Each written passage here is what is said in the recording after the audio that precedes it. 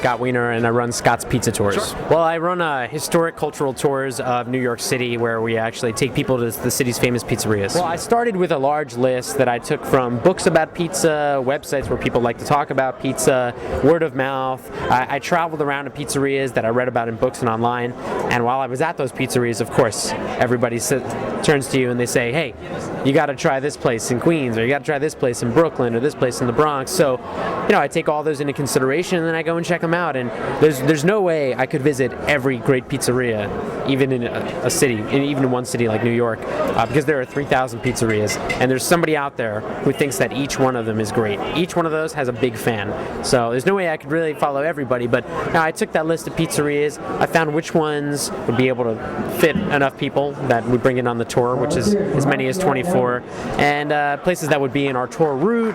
A lot of factors would have to make sense. They also have to be culturally significant in some way. It can't just be, if it's a place that just makes really great pizza and they opened yesterday, probably not on the tour. I have to wait a little bit and really see what develops. There's a great story involved.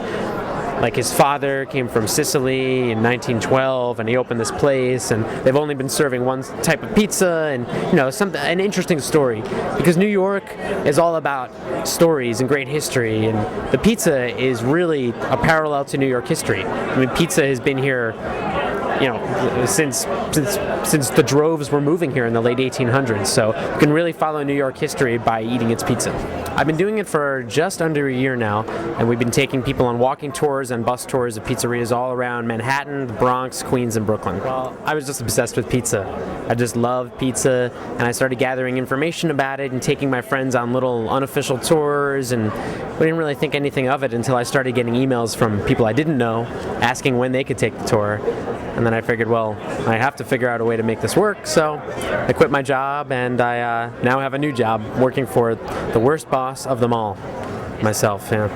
The largest group of people has been about 40, and I've got some coming up this summer that are 55 people. So that means you have to bring them to big pizzerias. I'd estimate that I've probably had pizza at around 900 pizzerias. The pizzeria that I enjoy the most is actually the one that I grew up with in Cranford, New Jersey, called Pizza House. The fact that I used to be able to get 2 slices and a large soda for $2.50. The fact that I used to really like to roll the pizza from the crust down to the tip and eat it like a log. I mean, there are just things I really like about pizza, and what I love about pizza started at Pizza House in Cranford, New Jersey. For me, the perfect pizza is the right balance. It's all about balance and simplicity. Balance between crust, sauce, and cheese. High quality ingredients that let each other come through.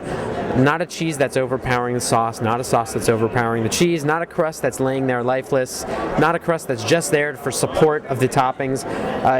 The perfect pizza is a marriage between its ingredients.